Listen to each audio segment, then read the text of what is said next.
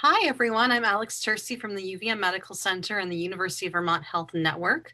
Thank you so much for joining us for today's Facebook Live. We're very excited to have a panel of pediatricians from the UVM Children's Hospital as well as Central Vermont Medical Center with us here today. And we're going to delve into a lot of topics related to COVID-19 and also where families are at this stage of the pandemic. If you're like me, you might have a child at home. I have a 3-year-old. We're going into week 8 or 9. I don't even know which week it is of staying at home. And your family might be experiencing different health issues at home. You might be experiencing stress. You might be experiencing questions about how to keep your child safe and what to do as we go into late spring and into the summer and encounter all the things that we would typically encounter during a typical spring and summer in Vermont. And in northern New York. So we're going to delve into all of that and more. We are joined today by Dr. Rebecca Bell. She's a pediatric critical care physician at the UVM Children's Hospital, and she's currently president of the Vermont chapter of the American Academy of Pediatrics. We also have Dr. Jill Reinhardt with us, and she is a pediatric primary care physician, as well as a pediatric residency program director at the Children's Hospital. And also Dr. Anna Hankins, who's a pediatric primary care physician at Central Vermont Medical Center, where she's also the medical director of pediatrics, as well as the chair of the Women and Children's Health Unit at CVMC. So welcome to our panel. We're excited to have you here today. We have a lot of different questions to get into. If you have a question, please leave it as a comment here on Facebook, and we'll make sure that we get to it either on the air or after the live so that you can get your question answered. But without much further ado, I think we'll jump into the conversation. Welcome, everyone. Thank you. Thanks, Alex. So we're going to start off, I think, with some questions directly related to COVID-19. So I'm going to start with you, Dr. Bell. I'm wondering, and I'm sure people have questions about this, what you should do if you suspect your child might have COVID-19?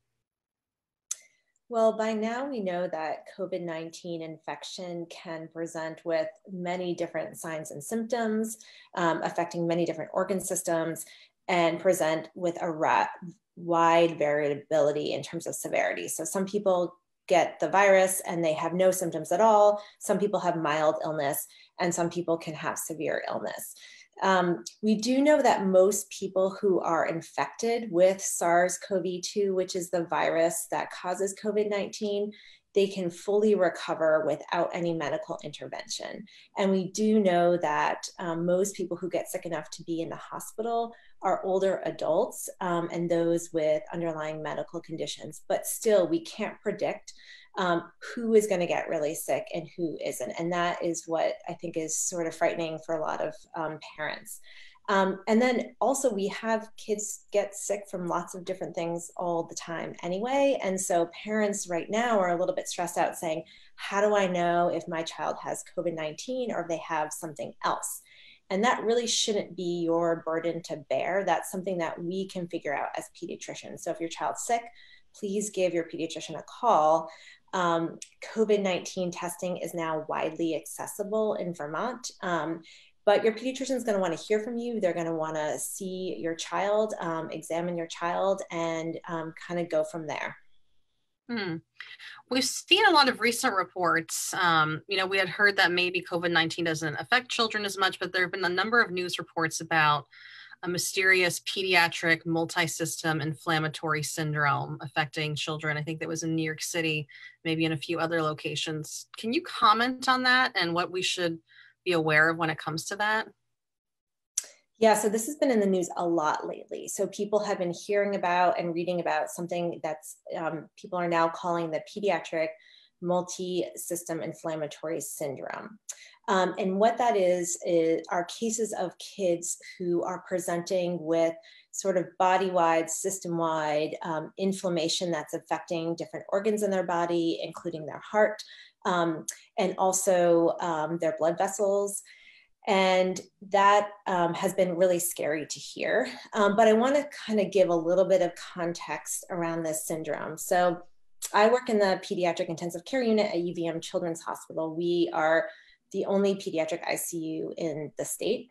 And we also care for kids, really sick kids in upstate New York. So we see all of the sickest kids in the region. And every single year, we see kids who present with a hyperinflammatory syndrome, and they're really sick and they need intensive care. And oftentimes this is caused by a virus. Sometimes we can never really identify the virus, but oftentimes it's a pretty common virus. So people listening will recognize viruses like influenza, adenovirus, enterovirus, Coxsackie virus. I have seen cases of hyperinflammatory syndrome in kids caused by those very common viruses. So we do know that every year we get these viruses that sort of sweep through the population, and very rarely we get kids who have this hyperinflammatory syndrome get very, very, very sick from it, and we take care of those children. So we see that all the time. What our colleagues are telling us who are in areas where there's a lot of COVID-19, what they're saying is we're seeing more of these cases than usual. And we think this probably has to do with COVID-19 because we're seeing an increase in the number of these cases a few weeks after we're seeing a lot of cases of COVID-19 in the population. Now, we don't know for sure that COVID-19 is causing this directly, but it wouldn't be surprising, right? If we have a new virus that lots and lots of people are getting, that in a big population, you might have a few kids who have this rare but very serious inflammatory, syndrome after caused by the virus. So we're learning more and more about this. What I do want to make sure people understand is that when you hear or read headlines like mysterious illness, the mysterious illness is perplexing doctors, I want people to know that it's not a mystery to us how to treat or take care of children with this. The mystery is whether or not COVID-19 is related to this, whether or not there's really some specific findings that are different than the other types of hyperinflammatory syndrome that we see.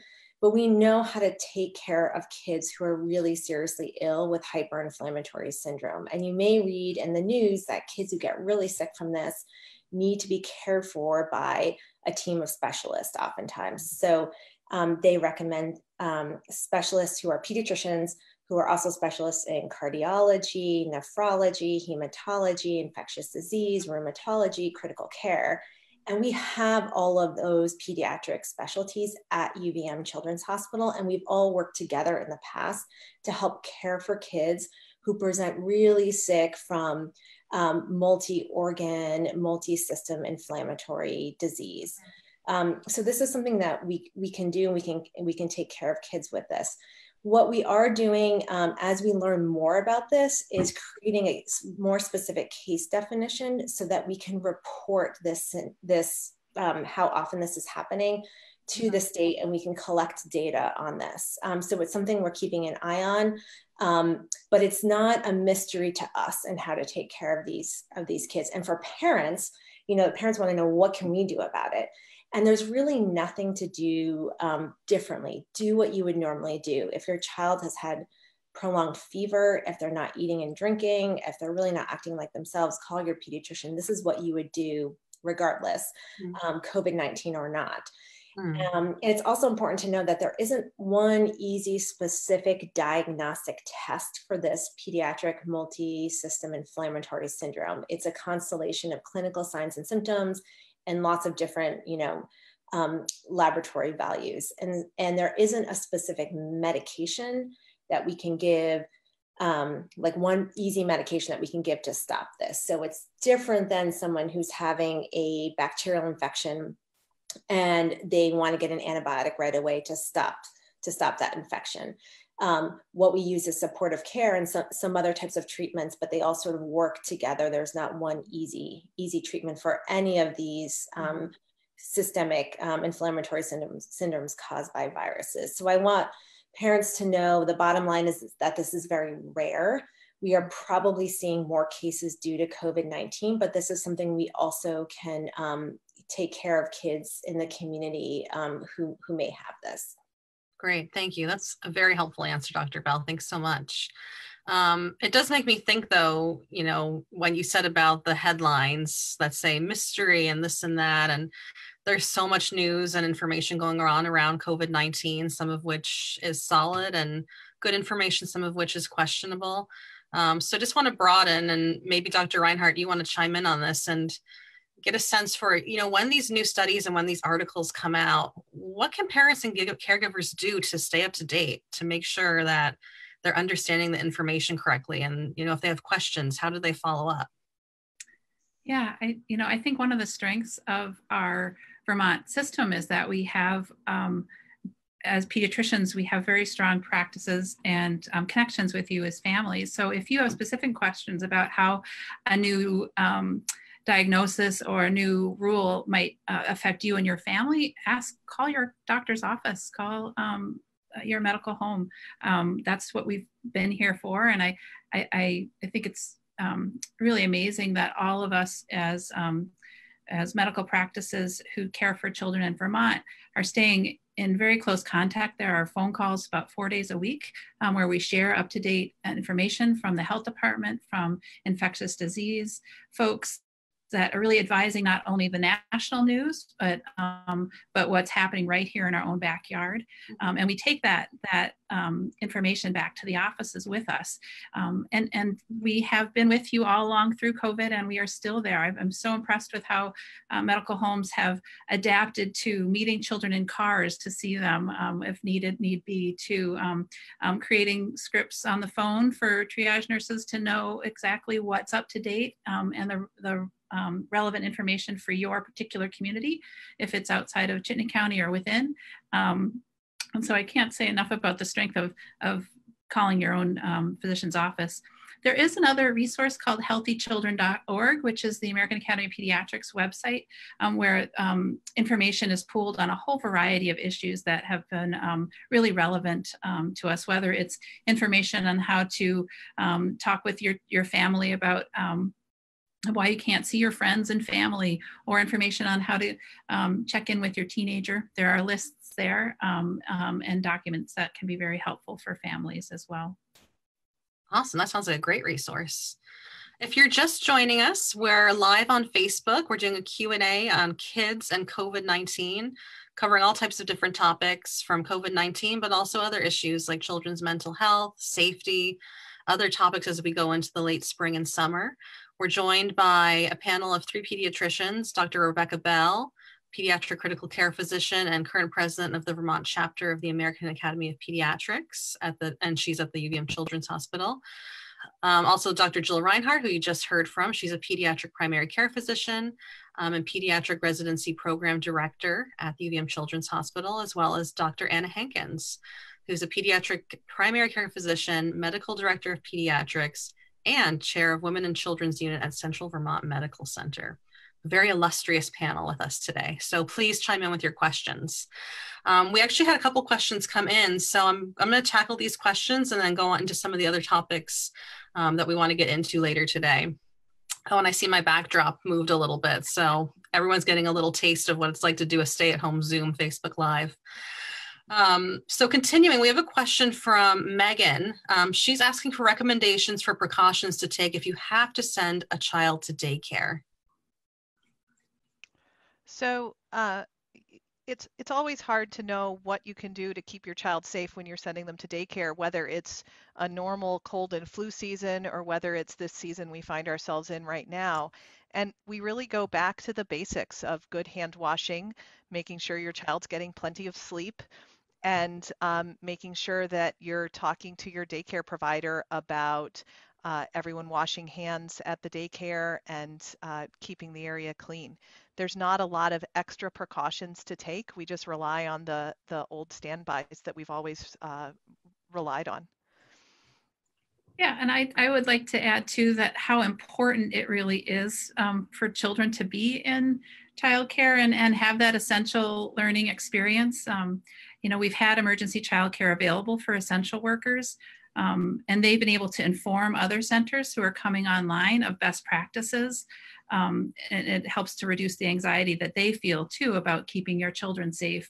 But they really need these developmental opportunities for socialization, for play, for exercise.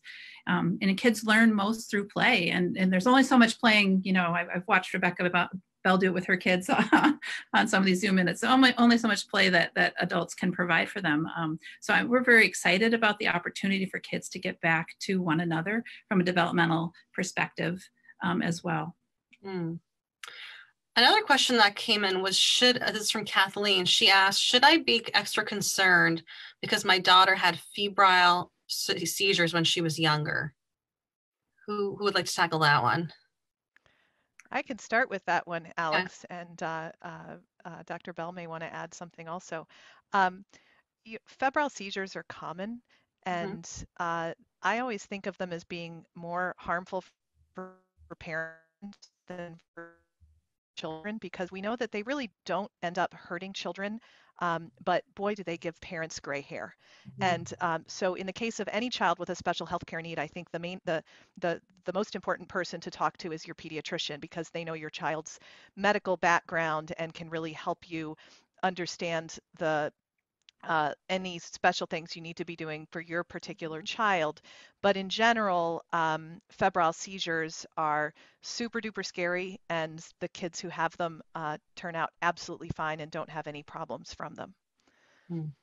Great, thank you. Does anybody else want to chime in on that one? I will, just in terms of kids with special healthcare needs in general. Sure.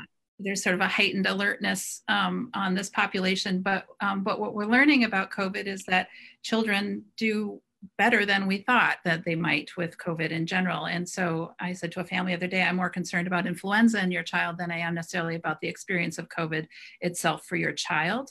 And so the fear of bringing your kids in, if they have a chronic condition, to the children's hospital or to your primary care office, I'm less fearful of that now. I think it's really, this is the time now that we have systems in place to safely see your child and to address their special condition, and that the risks of not attending to that condition are much higher now than any risk of catching COVID in the setting of the offices. So I want to encourage families to reach out, and many of us are looking at our practices now and reaching out to families that we know we need to see because of those chronic conditions, as well as routine well child care, especially not wanting to miss out on any immunizations that they have missed because of COVID. Got it. Final question, for now at least, from Jenna is, how can I explain social distancing to my 4-year-old and why he can't see his Mimi and friends? I've tried to say that people are getting sick with the virus and they need to get help and stay away from other people.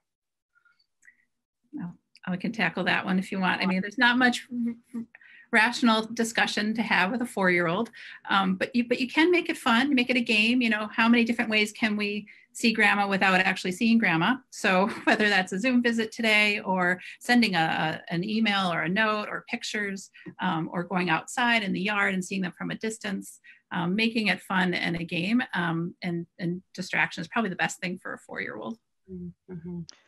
I think that sometimes we feel like we have to give children an absolute, thorough, and complete explanation, and they're not necessarily looking for that.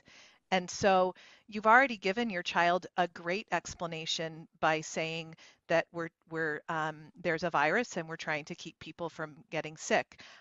Fabulous. And if your child has no more questions and instead just has a few complaints about wishing that he could see Mimi, then you can at that point move right into writing Mimi a letter, drawing her a picture, calling her on the phone, and just distract and redirect. And that's going to be your best tool with any young child, is that distraction and redirection after you've given them that brief explanation. Got it. And just 2 more questions, and then I'd love to go into the question of safety at home. Question from Ryan: is it safe to give my child ibuprofen if they have a fever, but I don't know if it's COVID or not? So we typically prefer acetaminophen for febrile illnesses for children over ibuprofen.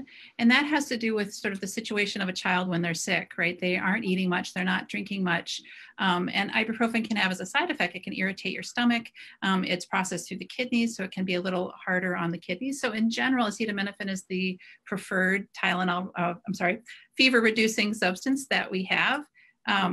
ibuprofen, the data on that has not really played out. Unless you guys have learned something in the last 24 hours, that for adults, if that's what you have to reduce fever. But in general, for most conditions, acetaminophen is a safer medicine to use. Got it.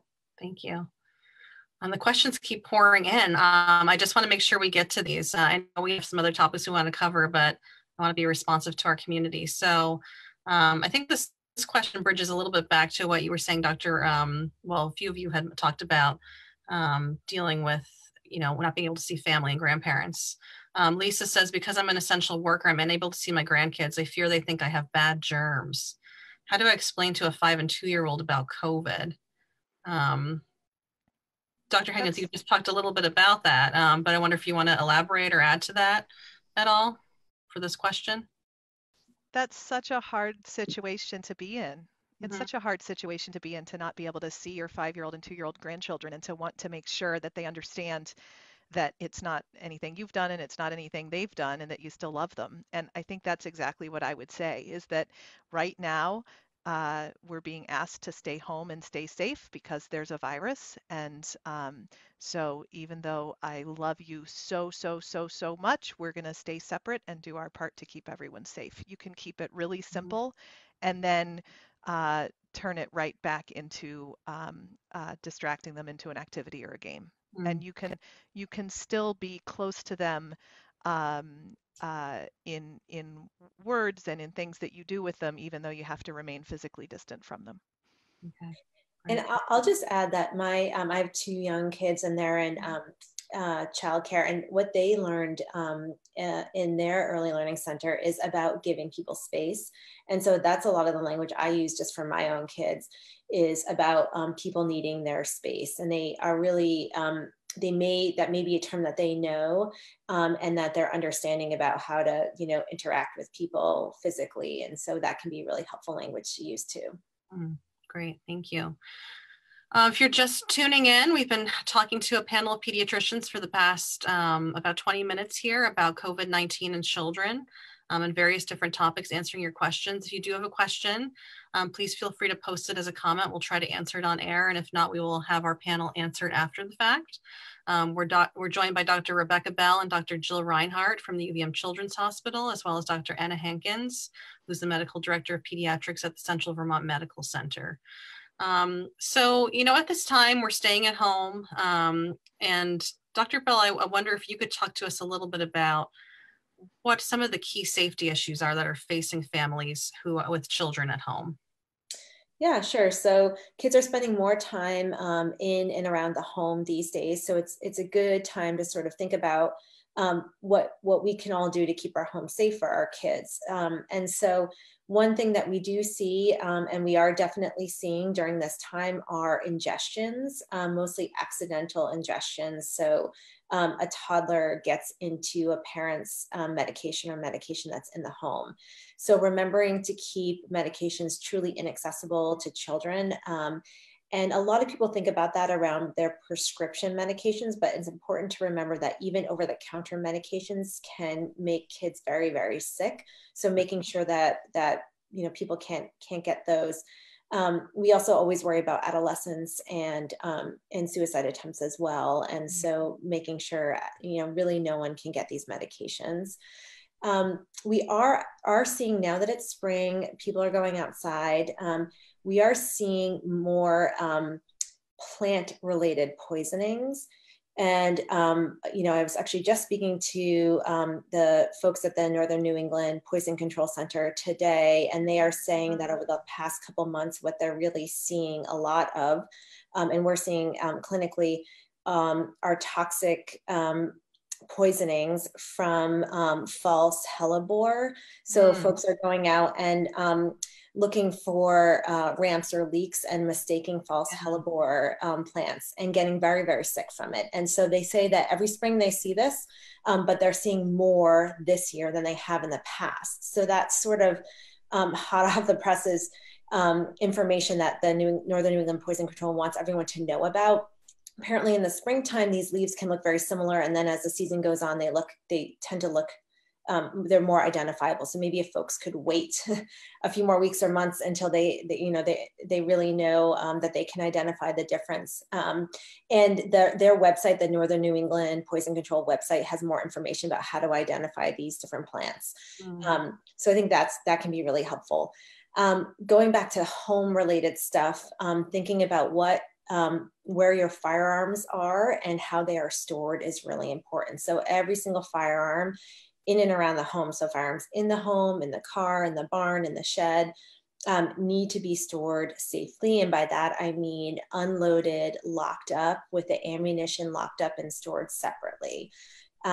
So that's something to think about around the home as well. And then the other thing we do see around the home are burns. And oftentimes the most common are scald burns. So a parent cooking on the stove, and then they have a toddler underfoot, or they pull something down off the stove, or pull hot coffee or hot tea or something on themselves. So thinking about trying to, as much as possible, create a safe space around the area that you're cooking can be really helpful. And then the few other sort of seasonal related safety issues are, we love that kids are spending time outside. It's finally getting warm out. So remembering helmets for bikes, scooters, skateboards, anything like that to protect them. We're opening windows now, hopefully in our homes. And this is a time of year that we do tend to see some window falls, so toddlers falling out of windows. So certainly if you don't have a screen, don't open that window. But what we tend to see actually are windows that are open and a toddler leaning against a screen. So remembering that the screen in the window is not going to hold a toddler. And usually it's windows that are located really close to furniture, so right near the couch or something. So opening them up a little bit from the bottom with the window lock, and then from the top is really what we recommend around window safety. And then the last piece, and this is very seasonal too, we have to really think about safety around water. We live in this really beautiful part of the world. There's lots of natural bodies of water. Springtime in particular is dangerous because the snow melts and the rivers and streams start to be moving fast. And so kids playing around bodies of water, when they fall in, it's harder to help them. And so we love that kids are spending time outside, but if they are going to be near any body of water, they really need to be supervised with an adult, within arm's reach, because most drownings happen when kids are playing outside of a designated swim time. So they're playing near a body of water. So thinking about being really careful around water too. Very expansive list. Thank you for sharing all of that. So that's a lot about physical health. I'd love to talk a little bit more about mental health. Dr. Hankins, can you share with us a little bit more about the various mental health issues that might be facing children of different ages, from very young to adolescent?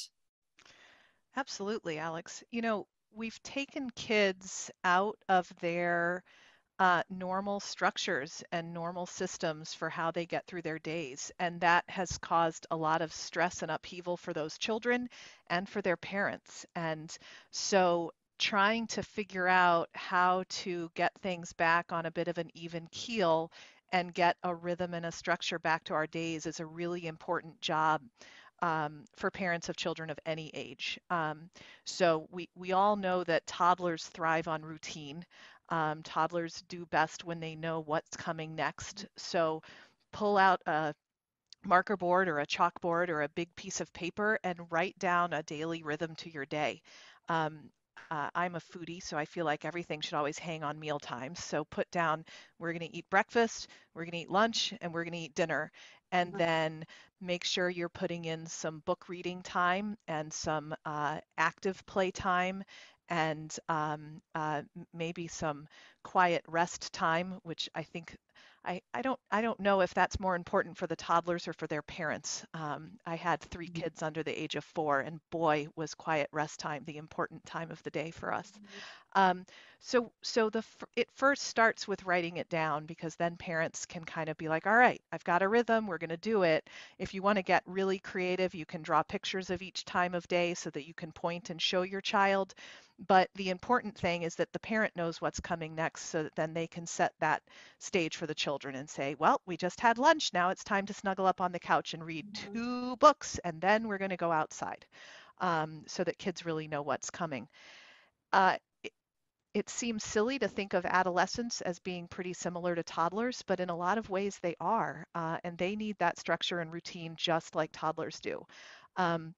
I've been doing a lot of adolescent checkups and mental health visits, both in person and by video, and I am struck by a huge connection between how much structure and routine an adolescent has in his or her day and how well they're navigating this current situation. So when I hear that a teenager doesn't have a set bedtime, is staying up late playing video games and falling asleep whenever he gets really tired, is sleeping super late in the morning, or gets up but then is napping a lot of the time day. There's no regular meal times, they're just grazing. I already know, as I'm hearing that this is a child who's also going to be having a lot of symptoms of stress, and might be having some real sadness and worrying, problems coping, struggling with school, feeling overwhelmed. And when I hear that a kid has maybe shifted their bedtime an hour later because they don't have to catch the bus at 6:45 in the morning, but they go to bed at a regular bedtime, they're waking up at a regular time, they're having meals at a regular time, I know that that's a kid who's coping a bit better, and I've been seeing that borne out in visit after visit after visit. So um, uh, parents may have loosened up some of the limits that they're setting on screen time or bedtime because they're feeling bad for their teenagers. Their teenagers can't go to school and can't see their friends and are really unhappy about this. I was guilty of this at my house. I have twin 16-year-olds, and boy, did I let things get a little loosey-goosey the first couple of weeks. You know, oh, the poor guys, they're so upset they can't go to school. I'll let them have more screen time. I'll let their bedtime drift later. And that was a real mistake. I had to yank it back, and they didn't like it when I yanked it back, and it was really good for them. So set routines for children of every age is super important, and it helps parents and it helps kids. Mm. And I would just add to that too, that especially with the teenagers, help them to look forward to things, and you know, there's a lot of talk, and I have a son who's a senior this year at high school, and of the losses that are happening. But I think so much of how they experience this is how we as parents experience this as well. And it's not the end of the world for them. This will be the class that is known as the COVID class, you know, this year.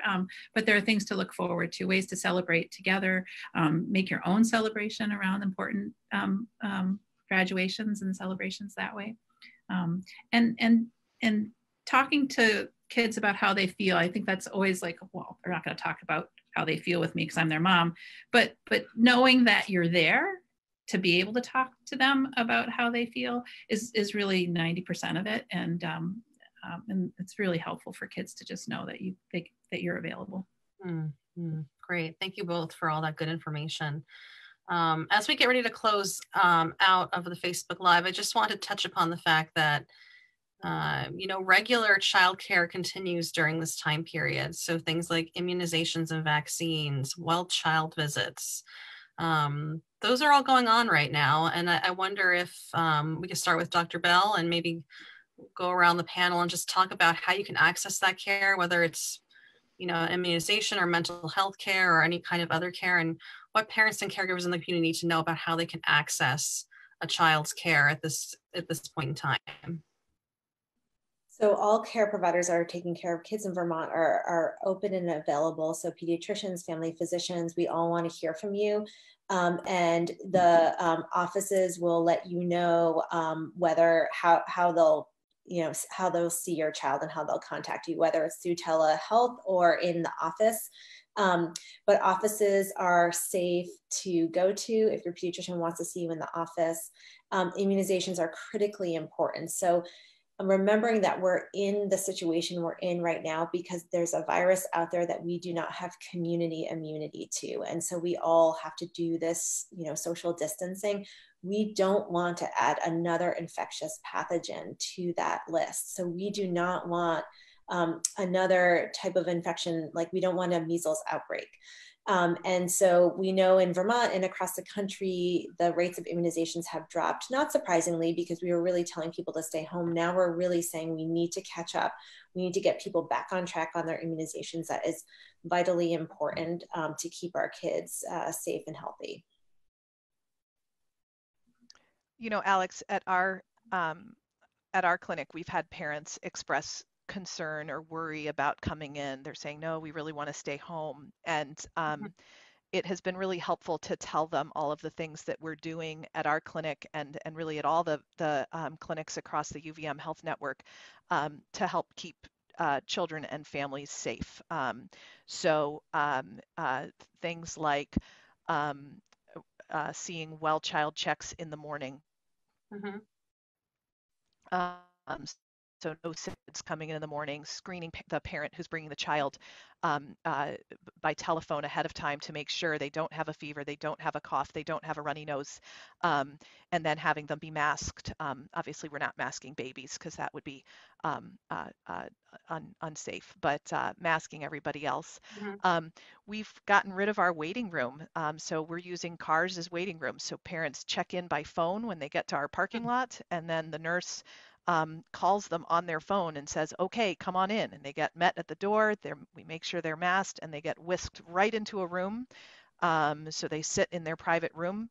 Mm-hmm. They see their provider, and then we actually have the nurse then escort them out the back door so that they're whisked in and they're whisked out. And it feels a little weird for those of us who are used to a more traditional, busy waiting room full of kids, but it sure is keeping kids and their parents safe and healthy. So we want to see kids when they need to be seen, and we want them to stay home when they can. But kids need to be seen for vaccines. They need to be seen to see how they're growing. We need to see their blood pressures. We need to do all the stuff that we always do to take care of kids and keep them healthy.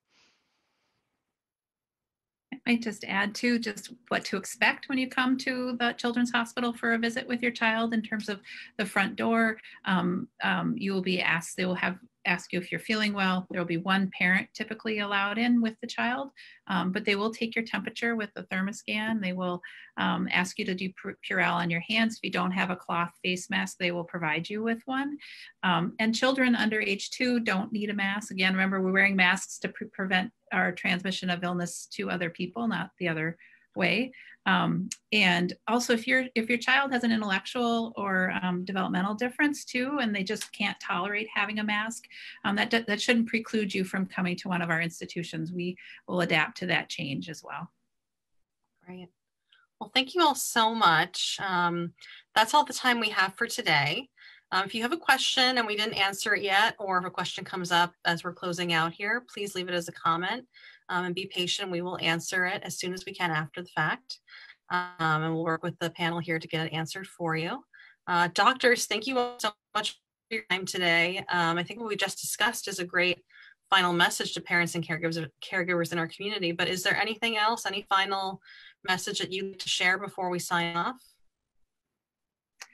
I think the bit of good news that we have that things are loosening up a little bit as we re-enter, and that there are safe ways for us to enjoy friends and family from a physically distanced way, and that should be something we should be really proud of as a state, that we've managed to do so well. And I think a lot of that is because we are so connected through the Children's Hospital, through the Department of Health, and through our primary care network of private practices as well. Wonderful. Thank you. Well, thank you all so much for taking the time for this. We appreciate you answering all these questions and sharing all this great information. Remember, if you're watching out there, we're open. We're here for you. Please contact us and let us know how we can help you and your family get access to the care you need. For more information and updates on COVID-19 and what's going on at the University of Vermont Health Network, please visit uvmhealth.org/coronavirus. Again, that's uvmhealth.org/coronavirus. Thank you so much, and we'll see you at our next live.